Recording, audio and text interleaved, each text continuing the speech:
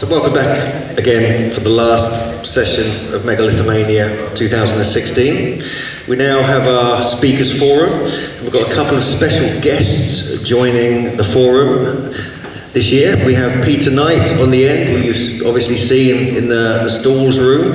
Peter's yes, thank you. Yeah. Is that me, Dad? Don't encourage him, please.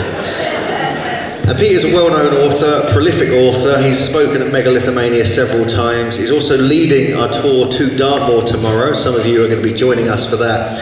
And he'll be taking any questions about any aspect of his wonderful many years of research. Next to him we have YURI, who has been spoken twice, obviously, at the conference and shared his research on ancient Jersey and the Triangle of Michael.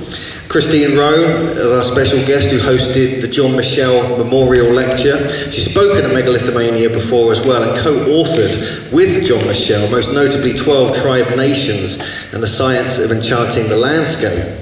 And we have Steve Marshall, who's given two brilliant presentations this weekend and will be coming with us to Avebury with Maria Wheatley as well on Tuesday. Maria has given two lectures here. She's been here a couple of times before, so now it's over to you guys. Do you have any questions for any of the speakers, please? This gentleman over here. Hello, thanks. Thank you very much for a fabulous couple of days. The speakers and also the backroom staff as well. My question is a general one, not for anybody specifically. Could anybody tell me why it is no longer okay to put stones back up that have fallen? If you've got a socket and you've got a stone that fits, why not go for it? Who would like to take that one on? Steve? Go ahead. My experience of stones at Avebury is that whenever there's any restoration done, there's no telling whether it's accurate, and often it turns out years later that it's inaccurate. The best example is there's a stone on the West Kennett Avenue. Alexander Keeler and Maud Cunnington were at loggerheads for years. They hated each other. Keeler was into high technology, and Maud used to use her umbrella as a measuring stick, which Keeler constantly went on about. He used to call her that bloody woman, and I think she probably called him something worse. Well, in 1920, I believe, one of the stones of the West Kennett Avenue, one of the few that were standing at the time, had fallen over. Maud Cunnington erected it again, and then about 5-10 years later, Keeler came along, decided that it was upside down. So he had it taken down and remounted the other way up. Well, someone I used to work with noticed that stones that were being buried underground, the iron in the soil stains them red. And when I can't remember which stone number it is, but when you look at the one that was re-erected by Keeler, it's got a red line along the top of it. It was the right way up to start with, and Keeler messed it up by remounting it upside down. So it seemed anyway. And similarly with the bank that Keeler levelled in Avebury, the north-west quadrant, the bank's all perfectly level because Keeler used dynamite to get the tree stumps out of it. All the other banks are wobbly, and it's been pointed out several times that that might be because they're aligned to star sightings and things. They might be supposed to be wobbly. So I think most archaeologists agree they're best left alone. There's also a technical point that if it's Avebury or Stonehenge, it's a World Heritage Site, and at the point that it becomes a World Heritage Site, nothing can be changed. Not even modern gates, paths, roads. You have to get special permission to change anything at all in the WHS. Hope that helps. Did that answer your question? Yes. Thank you. Any other questions from the audience? This gentleman here, Colin. One moment, the microphone will be there.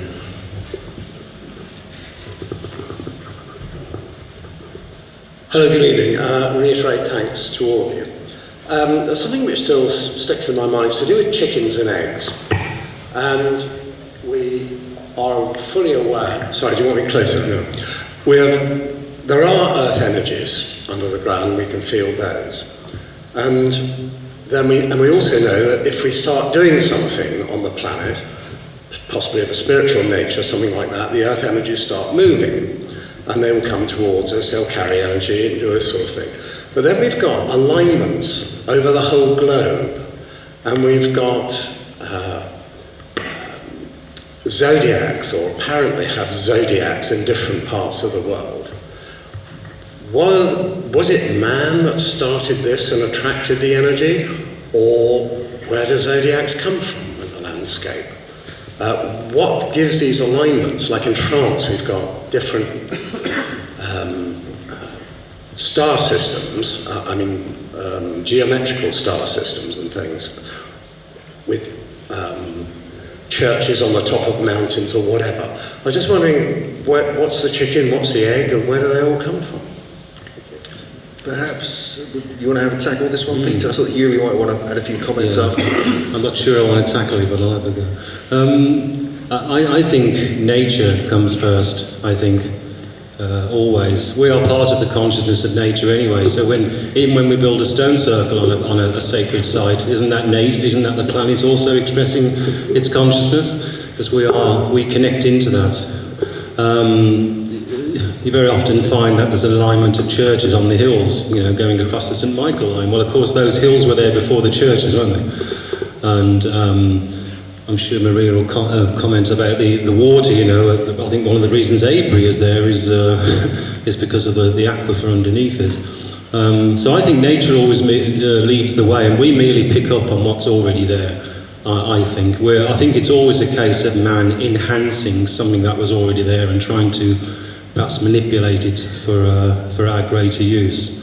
But we are part of nature, so I never have a problem with deciding which is natural and what's man-made, because, it's all part of the whole anyway, ultimately, I believe. Anyone else want to answer part of that? Yes, I think it is a chicken and egg situation that you can't get away from, a bit like a quantum experiment. I think as soon as there's human attention and intention, then the energies arrive. However, I think the humans that get the ideas to have intention, the idea comes from the land anyway. So it's whether you're acting out on your dreams or not and stuff. But there's all sorts of paradoxes, and the land is brilliant at being a synchronicity or coincidence machine. So take Catherine Morwood and the Glastonbury Zodiac, for instance. I'm perfectly happy that she invented it. I don't believe it's thousands of years old. But once it's invented, there is a kind of reality outside of time, and you start getting all sorts of occurrences and synchronicities throughout centuries that support her invention. Whether it's medieval churches with zodiac signs, or Freemasons in the 1800s planning Royal Arch zodiacal things. So somehow an action created by a human being ripples forwards and backwards in time as well. Did that answer your question there, Colin? Yes. All good? All good? Anyone else? Gentleman at the back. Does this work? No, great. Thanks very much, everybody, for an interesting weekend. I've got just a little technical question. I live in a village on a hilltop in Spain. It's a power node. It's a very interesting place. And there's a bar at the top of the village. It's one bar. And the owner of the bar said to me that a French guy came. It's a wonderful lookout point. You can see 50, 70 kilometres either way down to the sea or over to the Pyrenees. And this French guy came and identified a zodiac in the landscape around a very ancient village that there is down in the enormous valley. There's a big valley down below called the Conca de Berbera, which is Conca means a big valley. And there's a village called Berbera de la Conca. So it's Berbera de la Conca in la Conca de Berbera. That's the name of the place. But he identified a zodiac around this village, and I missed the guy. And I had a lookout posted for when he was going to come back. He was going to come back, and he has never come back. And I wondered if anybody know the name of a French guy who lives somewhere in the south of France, who identifies zodiac, who identifies zodiac in the landscape, and I could look him up on eBay, on internet. But anybody got any idea of the name of it? It's a wonderful thing to have on one's doorstep, but apart from all the other things that are there, I don't know. If anybody Google Pierre and see what happens. Pardon? Google Pierre, that's the starting point. That is possibly one of the strangest questions we've had here. I don't know if you can buy French men on eBay or not. I've never checked that, but Maria said she's going to check this out now. So yeah. That's buying Frenchmen on eBay. Does anyone have an answer to that question at all here? No. Colin, again. Colin Bloy used to have a map of, I think, the same zodiac near Tarragona. And I don't know what happened to the map, because Colin died about 10 years ago. But I could find out from Molly Hegarty, who used to look after all these affairs, whether that map still exists. Does that help? Yeah, but that was some beautiful designs there in the zodiac possibility. Thank you, Colin. Thank you. Anyone else? Anyone else have a question for the speakers here? Or are we all going home early today? This gentleman here. Cheers. A question that links up two speakers who are not on the stage. We heard this morning from James about processional cosmology being incorporated in a lot of the rock art that you described for us. I was interested with that comment that Brian Forrester made about a cataclysmic event which, prior to which we might not have had that axis tilt. And so, how long ago, and how would it affect a lot of the earlier talk? I can answer some of that. I mean, you may be talking about the Younger Dryas impact event that took place in North America around 12 to 13,000 years ago, and apparently some cometary debris hit the ice sheets and caused all sorts of devastation, including flooding. This is mainly in North America, but some did go into the Atlantic and even over to Europe, apparently, at that particular time. And that caused a darkening of the skies, and this is all being recognised and most recently written about by Graham Hancock in his new book, Magicians of the Gods. And there are traditions in North America, going way back to that epoch, that talk about this happening, called the Black Tent, when the sky became like a black tent. The megafauna were wiped out, and this kind of pleased many of the Native American tribes because they were wiped out, they didn't keep getting attacked by them and eaten by them, so it became a kind of nice time for them, although there was other devastation of food shortages and a sort of flooding did happen. And this potentially is what many people believe could have been the flood myths of Noah and the hundreds that we find all over the world. Just one extra thing here, Robert Schoch does disagree with this impact event and believes it was solar flare activity. And so people had the same kind of effect around the world. And so there's a big debate going on there actually between Graham Hancock and Robert Schoch and all the other people, all the scientists who've been doing this research. But that is one impact event we're talking about. There are others, obviously, but I think that's the one Brian was focusing on. Could it have been devastating enough to have affected the tilt of the Earth on its axis? Quite possibly. There is talk of that. That's something that Charles Hapgood was talking about back in the 1950s that was later adopted by Rand Flemath in his book, The Atlantis Blueprint, amongst others. And so that there is an idea that may have happened, but I don't know of any solid evidence to say that it did. 26,000 year cycle is quite crucial to a lot of other mythological events, isn't it? Yes, that's procession. So but whether this impact event was part of that, whether it was just an unfortunate one that Jupiter didn't sort of pick up on the way, we don't know. Okay. Anyone else got anything to add to that? No? Okay. More questions, please. Matt, down at the front here, please. Hi, this is a question relating to the acoustics. Unfortunately, James isn't here. Maria, you mentioned that we have sense, and we used to have the ability to interpret different senses with different, like sea sounds, hear it. With the acoustical work that you've been doing in the West Coast Long Barrow with what we heard today, there are people still, I mean 14 Times had an article on synesthesia, I think it is, the ability to sense one sense with a different part of your body. So you can hear colour, you can see sound. Would that be trying to find one of these guys to do it? And if we could put them in there, what would you expect to see? Is that directed at Maria or Steve? Whole panel. Okay, I mean, Steve, do you want to have a little word on that?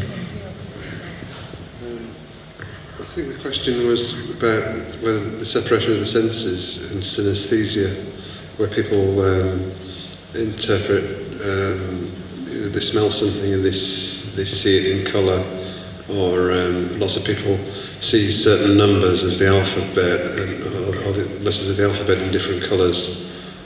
So some people, the number 7 is definitely green and couldn't be anything else. I don't know how modern a phenomenon that is. I firmly believe that there was just a general sense initially. Well, I have another idea, really, because the tests that Rodney Hale and myself have conducted at Avebury, when we looked at the energy bands and we looked at what's called cardinal rays, that's another form of megalithic power that the stones emit, they were coming out around about 18 hertz. So I really do feel that our ancient ancestors probably had a different perception of Avebury and Stonehenge. We see it through our eyes. I think maybe they could hear earth energies, because you can certainly sense particular types of earth energies. That's what the old dowsing tradition was about. It was about understanding how it made you feel. And I took a blind lady around Stonehenge. She was very wealthy, a blind lady. And she stopped at one particular point. She couldn't see maps of the Mary and Michael lines or anything. And suddenly she said, I hear something here. She heard the earth energy. So because she didn't have the sight, and I've noticed that people that have different perceptions through deafness or through blindness that I've taken around Avebury understand the monument on a different level. And I'm sure our ancient ancestors could sense far more than what we could. Okay, anyone else, please? Has you put your hand up again, Matt? Or just give it the microphone? Okay, just checking. This gentleman over here, I think, Sean Kerwin. Okay, nice and simple question. What is your favourite site and why? And that's for everyone. I need to think about that one. Peter, do you want to start? My most sacred site I think I've ever been to is planet Earth.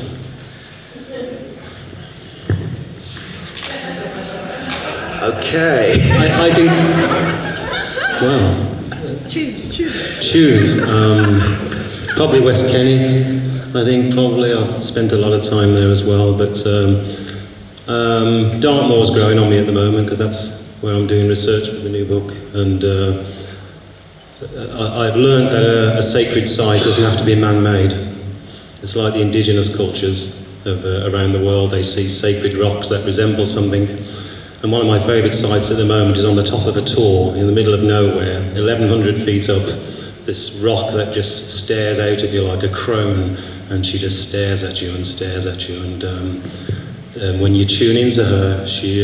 but yeah, I think, I don't know about the others, but my sacred site there is throughout my lifetime, you know, and I dare say that happened in ancient times. So yeah, somewhere on Dartmoor at the moment, but planet Earth in general.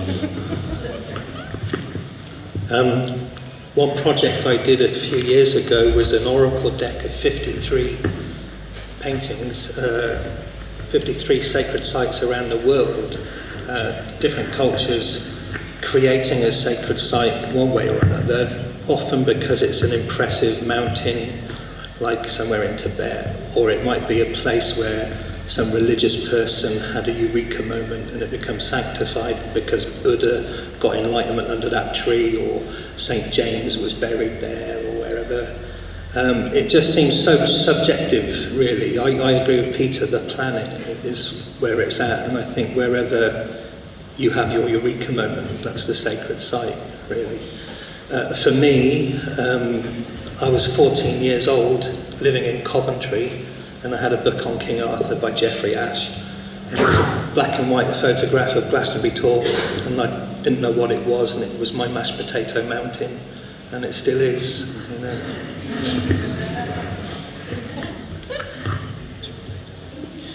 Christine, What are you supposed to say? what is your favourite ancient site? Favourite of ancient sites?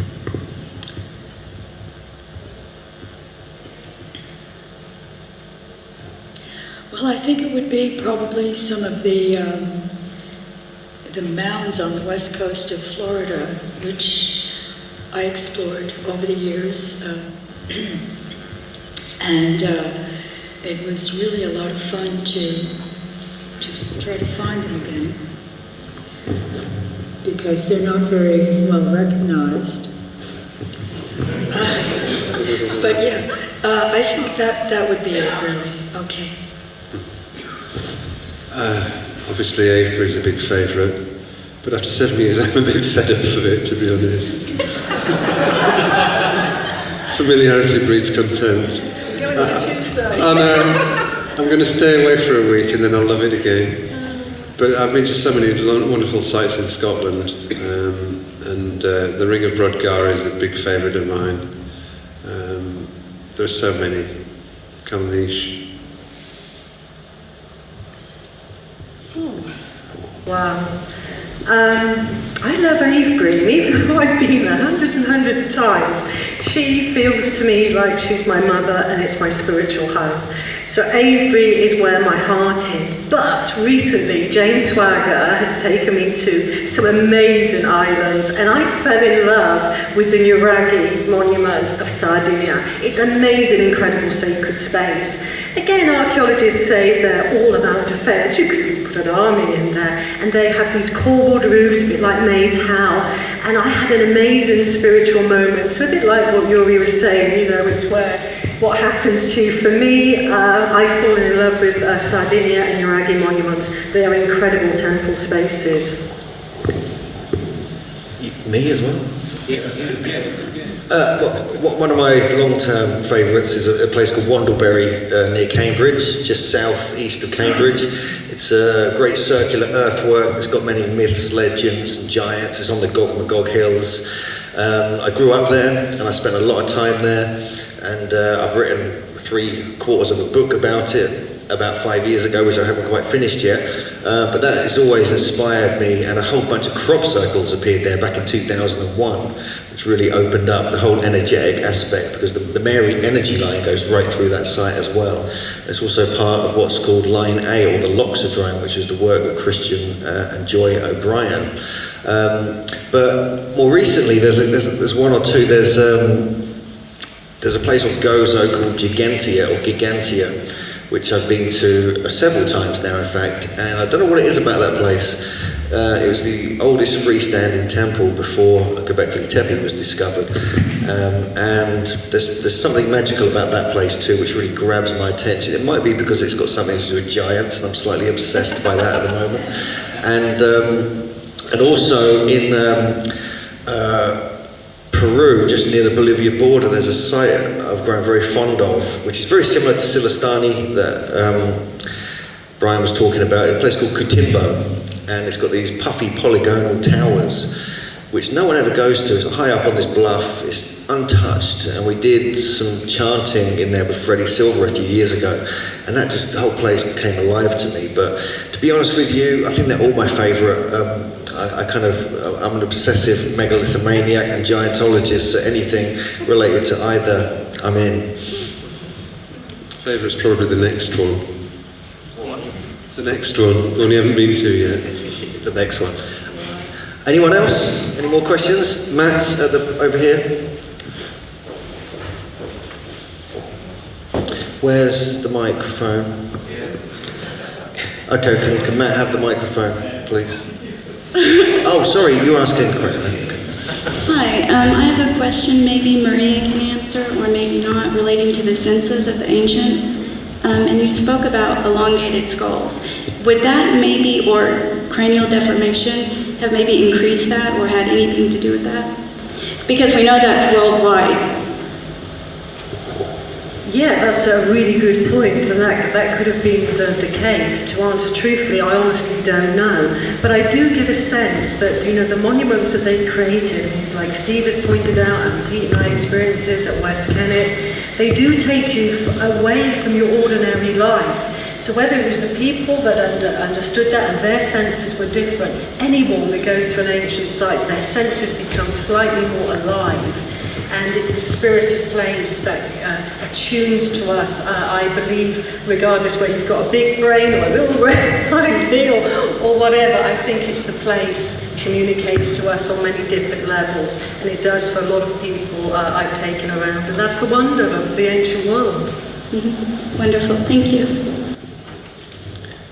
So, yeah, I think answering the question, I think, towards the skulls as well, and linking in with the extra senses, question earlier on, I know a lot of shamanic cultures today, very often the person that's chosen or develops to become a shaman is someone who is a bit of a freak, have got something wrong with them, might be suffer from epilepsy or might have schizophrenic tendencies. So I'm just wondering, these skulls and perhaps whether a deformation or some physical defect or mental defect was actually seen as a positive thing in times gone by. They'd have no fear, would they? They'd be in there. I used to live with someone who had, bipolar. And they'd have no fear at all. They would just go for anything, and then the next minute they'd be in total fear. So perhaps in ancient times, a bit of a physical defect or something, what we said would be a disability now, would actually be a plus. Because I know I've done some reading about some of the tribal cultures today. If there's someone who doesn't quite fit into society, who's a bit weird, who wants to go off on their own, they can actually be one of the ones that's trained up, because they've already got one foot in the other world. Okay. Thank you, Peter. Thank you, Peter. So, Matt, you had your hand up. I got it, thanks. Actually, this question, Steve just closed the previous question with something about what's next, and it made me want to ask something. We're talking about a global megalithic culture and varying degrees of technology and precision and everything else, but it's definitely global. But one big place we haven't really explored yet is Antarctica, and I think we've got the technology that very soon we're going to start seeing what's there. And I'd like to ask the panellists, what would you like to find? What would be the thing you'd like that we're going to find there, or not? In Antarctica, you mean? In Antarctica. Alien versus Predator or something? Good one.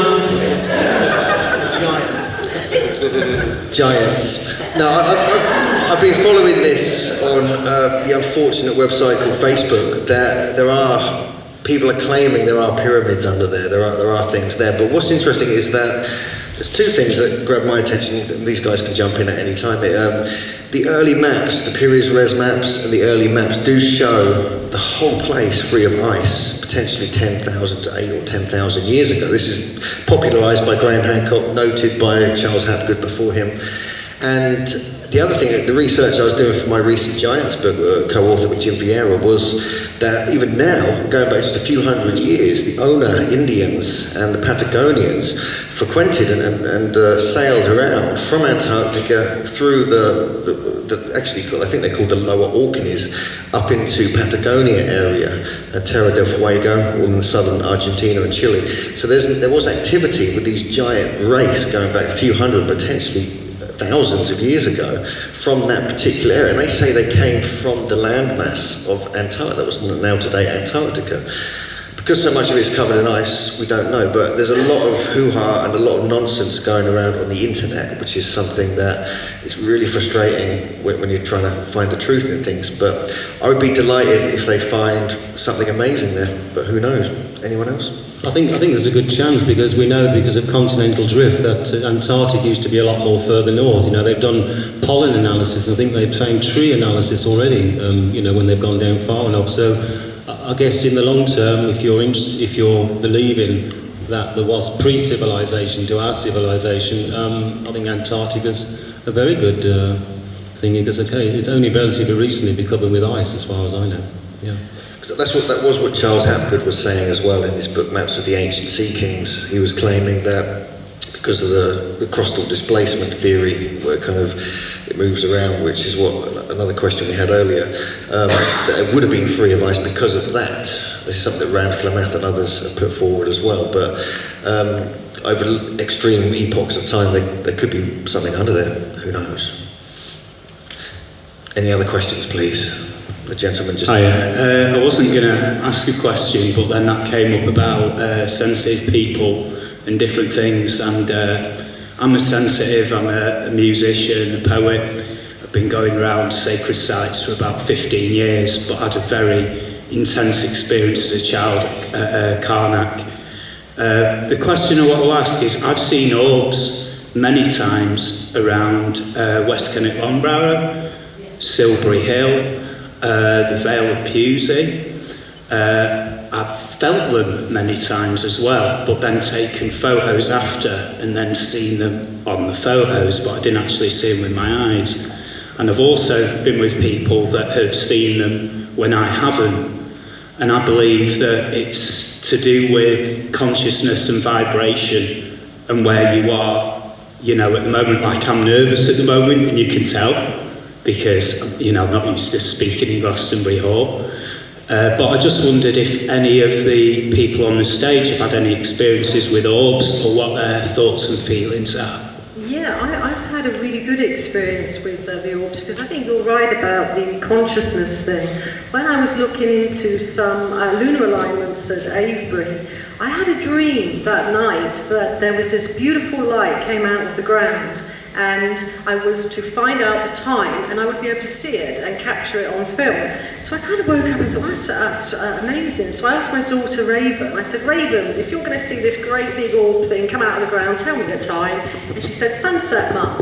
And I said, okay then, because kids, they don't have any baggage, do they? So I was asking my daughter, so okay, Raven, where are we going to go? And she said, well, you know, that line that you like, Mum, she went, the Michael line, because it goes through the local graveyard, and you're a bit of an old goth, so why don't we go up there and have a look? So I thought, yeah, why not? And her little friend called Natalie was staying that night, and I thought, I better go and ask her mum. So I went there and asked her mum, and she said, for Christ's sake, Maria, can't you get a DVD like the other mums? I'm taking my kids to the graveyard. I said, oh, I'll be fine. But just at the time when we were communicating, I got the kids to think about fairies and to really try and touch the ground, and they loved it because they were rolling over on graves. They thought it was fantastic.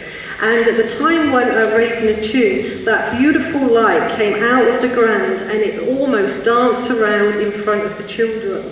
So it really did, and it went very close to Natalie. And Natalie is now 21, and she's a beautiful young woman. And she said that changed her from that moment.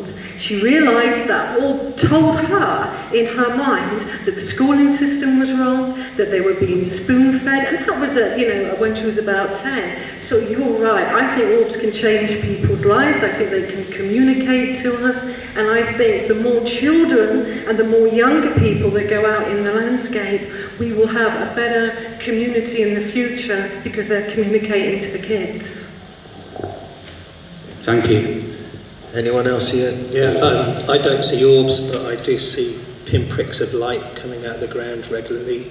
I see kind of heat shimmer distortions, and I also see spirals spiraling outwards on the ground. It's transparent like a heat shimmer, but there's a definite spiral there. And I've also seen entities as well. Okay. Any other questions, please? The gentleman at the back, the wonderful Jeff Stray.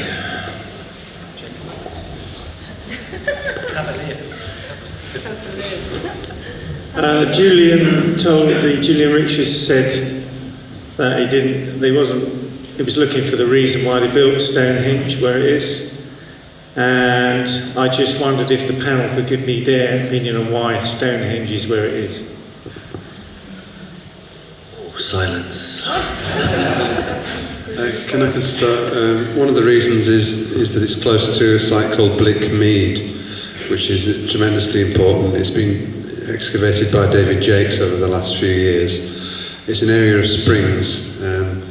next to Vespasian's camp in Amesbury.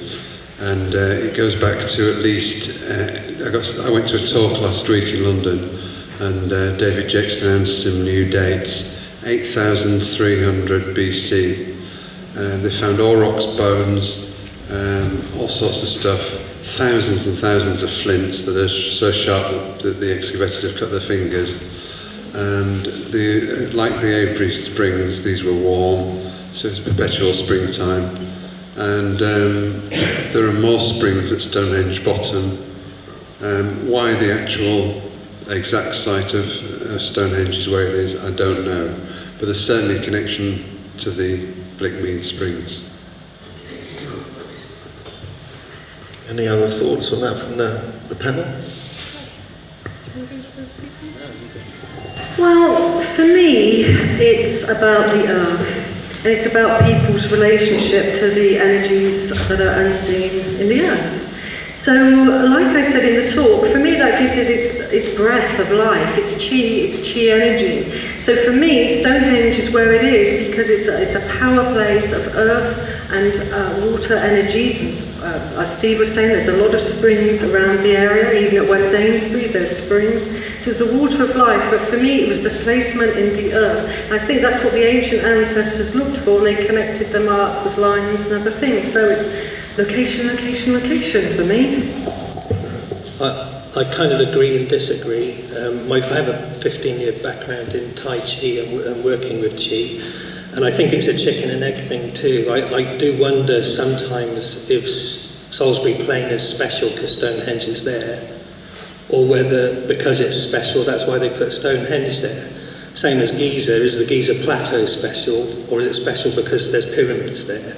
So I'm not certain, and I think that whatever gives people a good sacred feel, as soon as they put a temple there, then I think more earth energies are drawn there.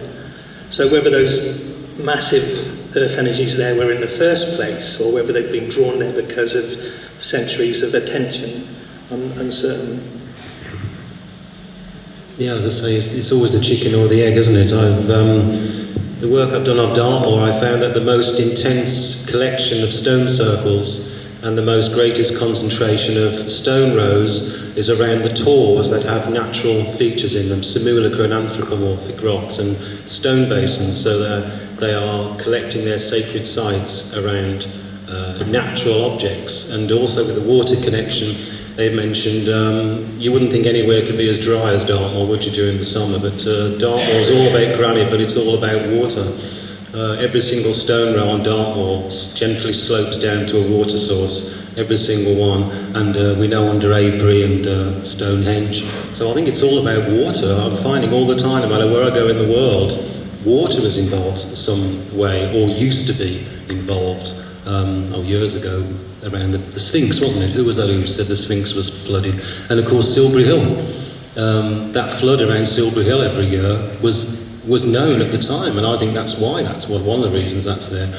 But I always found over the years, never say a sacred place is there for one reason, because you are doomed. Yeah, it's like saying a church is just there for weddings. So I think all these sacred places are multifaceted and multifunctional. Never say they're there just for one reason, because you'll be thwarted. Yeah. Anyone else? Any more questions, please? Jason at the back there. So this is kind of directed a little bit towards Steve, because I've resonated with a lot, sorry for the pun, resonated with a lot of what you said in your talk about the acoustics and things. Many years ago I was part of a group of people, dowsers, psychics, crop circle researchers, that were trying to create a crop circle, not physically make one, but to actually kind of engender the necessary conditions for one to happen. And sound played a really important part in that.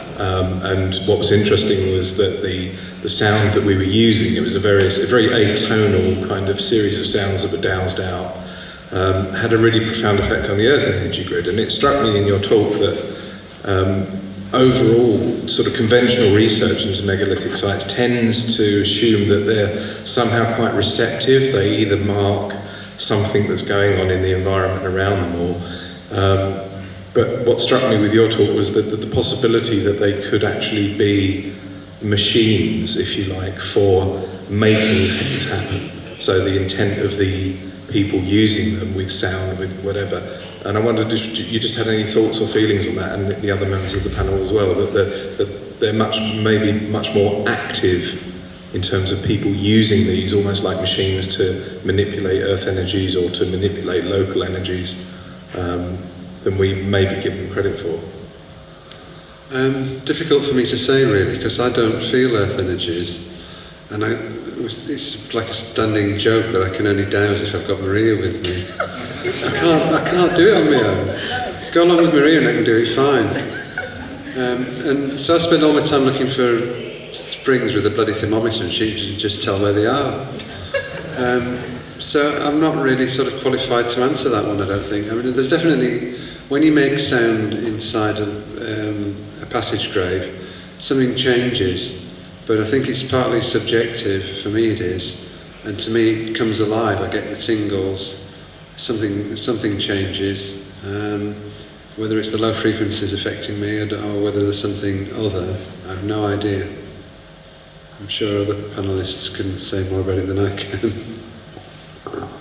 Anyone else mention something? Yeah, well, I feel that they were creating certain monuments to, enhance or manipulate particular types of earth and water energies. I mean, because when you look at a place like Sardinia alone, there's 7,000 Nuraghi monuments there.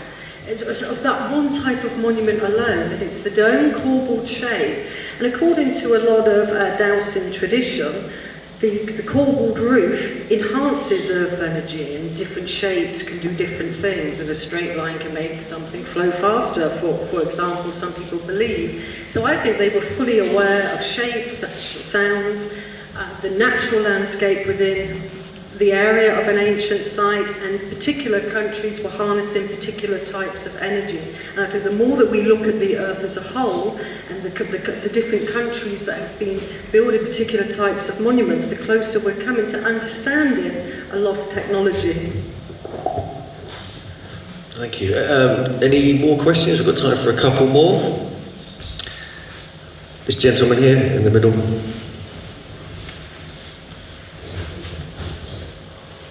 Hi there, just to expand on that point, a lot of these ancient monuments are derelict or fallen apart. And, if they are some enhancing earth energies, wouldn't it be better to remake them or use our intuition to redevelop them or create new ones? Yes.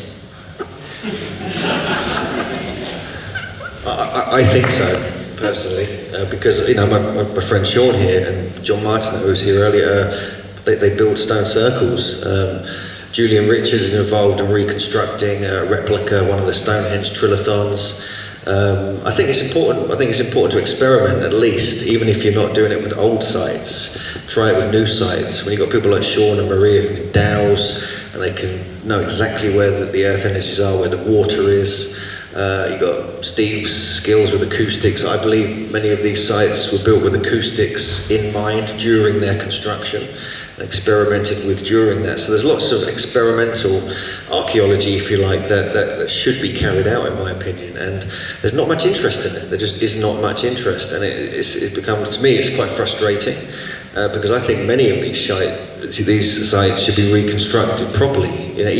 Even Stonehenge, even like Avebury, they should put back together and fix what Stonekiller Robinson did way back then. So I think there's a lot to be said for that, and it should be thought about more carefully. Tony at the back, can you have the microphone, please?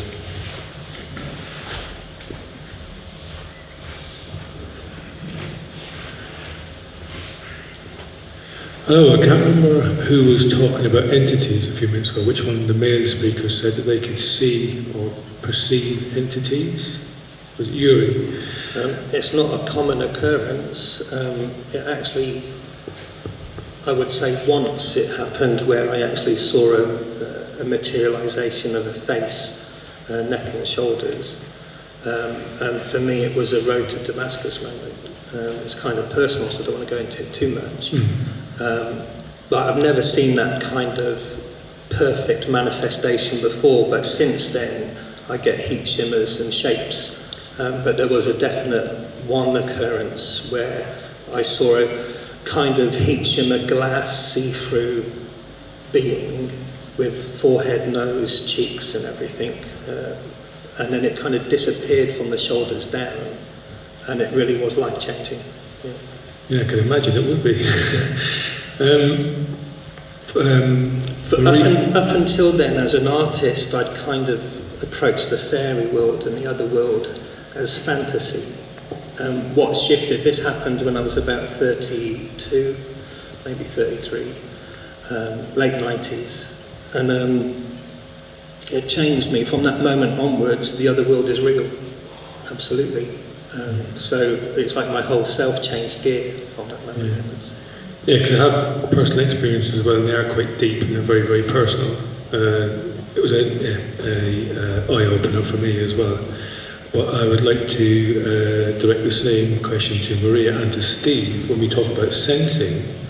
Because my experience of these things is they want to suppress us or hold us back. And this sense of our way of sensing, as you said, seeing and feeling different things at different sites. From what I've heard from other psychics and other shamanic practitioners is that they interfere with our perception of what we're feeling. And is the next step for us kind of as a race or as a species is to kind of deal with that and free ourselves from that, so that we can get back to that sense of sensing, everything or whatever we need to sense at these ancient sites. I think a good place to start would be to get Stonehenge more access to the stones there. I think that is a must, and we must protect Avebury at all costs, because English Heritage are doing 24-hour booze selling there. So we need to look at that. And it's also very interesting that in places in Italy, which they don't have the stone circles that we do, but they do have incredible lay systems. They have the white lay system there and the black lay triangular system there. And there's in Turin, which is the most unholiest place on earth, and the only reason the Holy Shroud is there is to protect against the bad entities there. But you're almost guided to go to the big satanic point there. So I think to be quite destructive, and I think there is a destructive, darker agenda that we need to be aware of and keep our energies up and light, and to really be the protectors of monuments. Karnak, cordoned off, Silbury Hill, cordoned off, Stonehenge, as soon as it came into its power at 2010, because I've been interacting with that site since a kid, and it was coming back into its own, and as soon as it did, it was not even allowed to touch the stones with private access. Cannot be coincidental. Save our sites, that's what I say.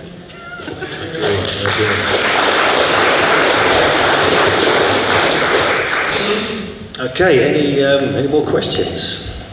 This gentleman here, Colin. Put your hand up, Colin.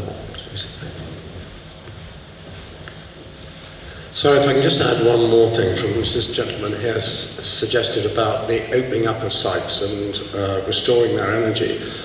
A friend and I did a healing project with some members of the Region 4, the what used to be known as the National Federation of Spiritual Healers, to get a number of people to concentrate their energy on a certain point, which I doused up. And what happened from that is that it sent out rings of energy, and it sent out feelers to different parts, and it connected with places like the Harold Stones and the Welsh coast to Windmill Hill in Avebury. And it started rebalancing these things just from the energy being put into it, and it was opening up the energy. You could feel it actually happening. So I think if we all concentrate our energy into Mother Earth with the view of reopening the energies and rebalancing them, it will automatically happen purely because we have the intent. Beautiful, I'm with you. Well put. Yeah, it's all about intent, isn't it? All about intent. Okay, so we have one final question. There's a lady at the back, and then that'll be it. More an observation than a question. Lots and lots of places I've been to, middle of nowhere, lucky to find them ruined, and yet you go up to them, you greet them, and the only sound I make is om. And the feeling before you've ommed and the feeling after you've ommed is just amazing. They're just so pleased to be recognised and brought back into the fold, I suppose, because a lot of them are, because I've been to a lot of sites in Portugal and they're just way out, middle of nowhere. How do you feel about that? Just That's making right, it's beautiful. It's about our experience. It's about how we feel and what we give, like this gentleman was saying, what we give to the ancient sites and what we can receive. And we are powerful people. We really, really are. We all have a mind, we all have a heart. And that's what the ancient sites, for me, are about. Taking people there and really switching on to it and giving back to the earth and giving back to humanity. Because we're starting to realise that there is something magical about the ancient past, and we're experiencing it. And it's great fun as well, isn't it? It's brilliant going to an ancient site. Okay, so thank you. If there's any urgent questions, please ask now. If not, we're going to close Megalithomania. You want something joking?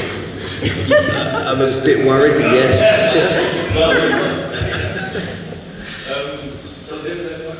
Microphone, please, Scotty. I'm slightly concerned. It's a little bit left field. There's a tenuous link to the festival.